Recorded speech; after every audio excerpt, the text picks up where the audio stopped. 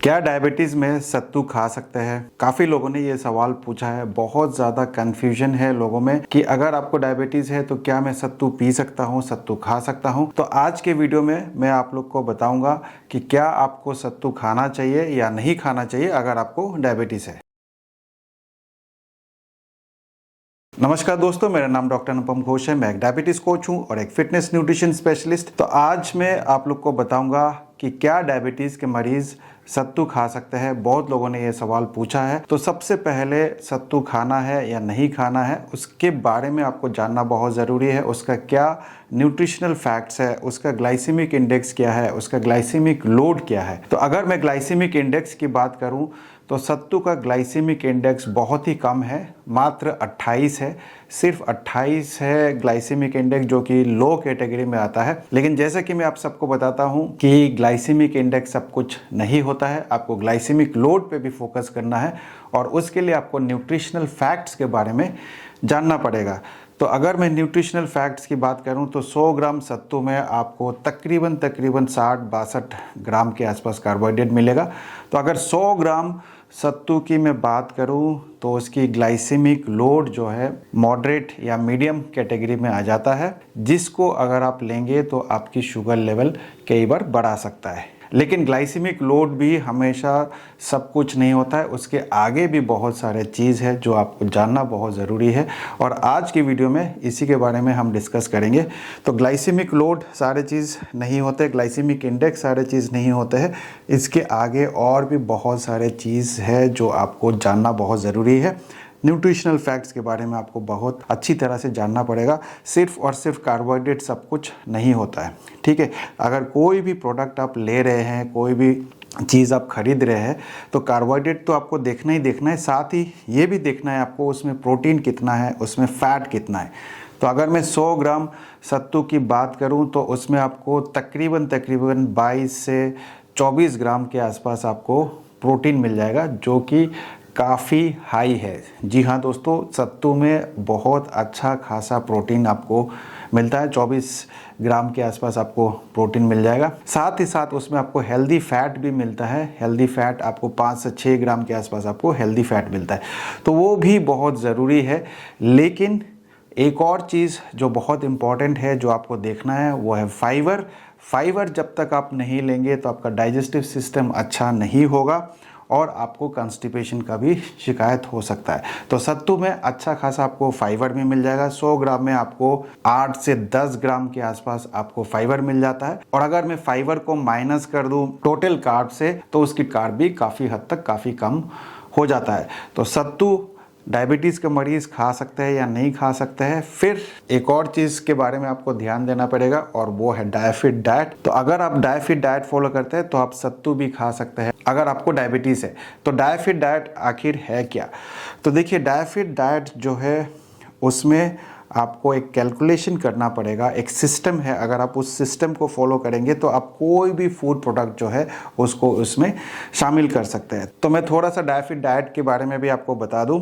डायफिट diet एक concept है, एक सिस्टम है, और उसमें आपको 26% यानी कि 26% आपको कार्बोहाइड्रेट से लेना है अपना टोटल डेली एनर्जी एक्सपेंडिचर जो भी आपका है, ठीक है। अगर मान लीजिए आपका डेली रिक्वायरमेंट 2000 कैलोरीज है तो उसका 26% आपको कार्बोहाइड्रेट से लेना है। आपका बॉडी वेट के हिसाब से आपको 1.5 ग्राम से लेके 2 ग्राम पर केजी बॉडी वेट तक आपको प्रोटीन लेना है और बाकी जो कैलोरीज होगा वो आपको फैट से लेना है। तो ये डायफिट डाइट है। तो अगर आप डायफिट डाइट को फॉलो करते हैं तो आप सत्तू को भी शामिल कर सकते हैं अपने डाइट में। उसी कैलकुलेशन के अंदर आपको फिट करना है। जितना भी आपका टोटल कार्बोहाइड्रेट होता है उसके अंदर आपको फिट करना है, ठीक है। और जैसे कि मैंने आपको बता दिया कि 100 ग्राम में 60 ग्राम के आसपास कार्बोहाइड्रेट होता है, तो आप अपना टोटल कार्बोहाइड्रेट कैलकुलेट करिए, उसके अंदर फिट करिए।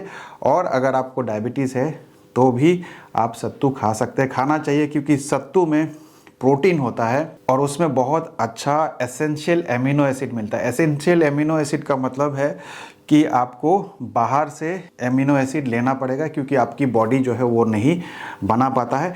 टोटल 9 एसेंशियल एमिनो एसिड है, ठीक है, 9 एसेंशियल एमिनो एसिड है जो आपको बाहर से लेना पड़ता है।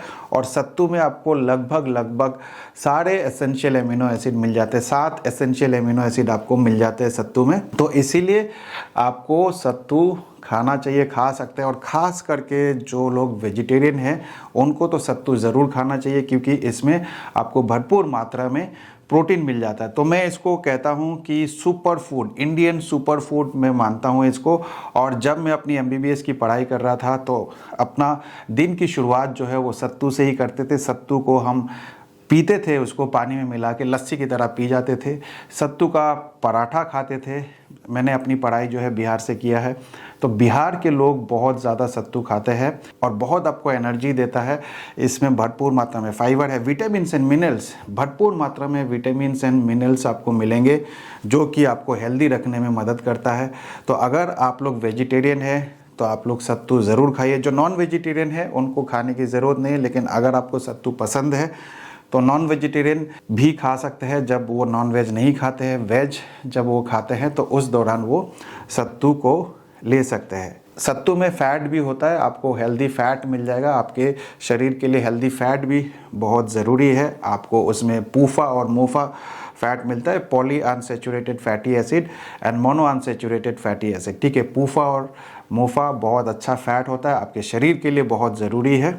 और अगर आप सत्तू पीते हैं तो ये एक पावर हाउस ऑफ न्यूट्रिएंट्स है जिसको मैं मानता हूँ, क्योंकि ये एक सुपर फूड है।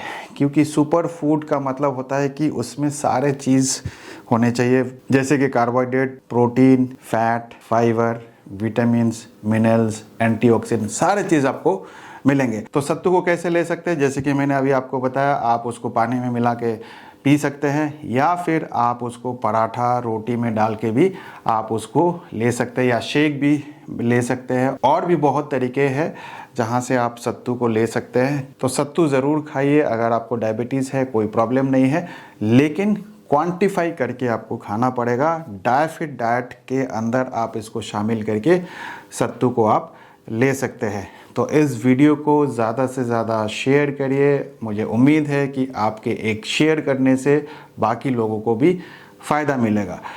तो उम्मीद करता हूँ इस वीडियो से भी आपने कुछ ना कुछ अच्छा सीखा होगा। मैं मिलूँगा आप लोगों से एक नए वीडियो के साथ। तब तक स्वस्थ रहे, मस्त रहे। इस वीडियो को देखने के लिए आप सबका बहुत बहुत धन्यवाद।